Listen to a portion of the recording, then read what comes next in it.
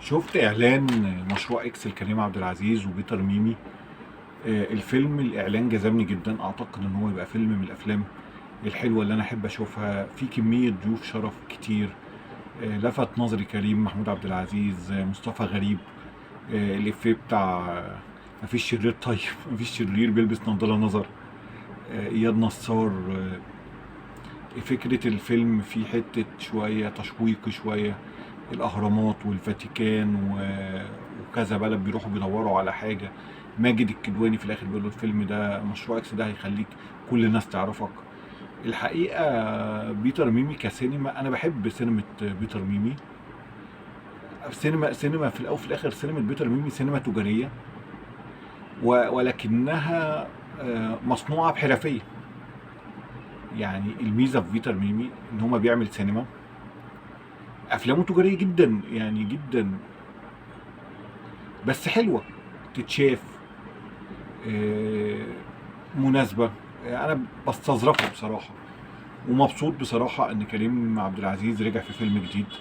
عامل شفت مشاهد اكشن كويسه، في سفريات، في نجوم كتير، هنا زاهد، في نجوم كتير في الفيلم. يعني كل مشهد تقريبا كان بيظهر نجم او نجمين، يعني كل شوت. اعتقد ان الفيلم دوت هيكون من الافلام اللي هتحقق ايرادات كبيره. ومبروك عودة كريم عبد العزيز للسينما. انا حبيت اسجل الشورت دوت بعد ما شفت الاعلان على طول. مصطفى غريب اعتقد ان هو سنة او سنتين هيقود افلام لوحده. انا بحبه جدا على المستوى الشخصي وعلى المستوى الفني، بس خلاص الموهبة بدأت تنور قوي وبدأ يبقى هو مؤثر جدا، فيستحق البطولة. كريم عبد العزيز هو ده اللي احنا متوقعين منه، وبيعمل افلام حلوة.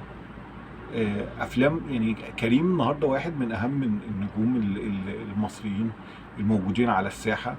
لو مش هنقدر نقول ان هو اهمهم، هو واحد من اهم النجوم. واحد بيعمل سينما بينجح، تلفزيون بينجح، موهبه حقيقيه يعني تستحق اللي احنا نشيد بيها.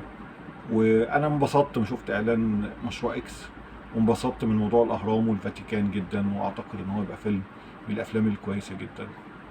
هشوف بقى، انتوا شوفوا كده الاعلان وقولوا لي ايه رايكم ان شاء الله.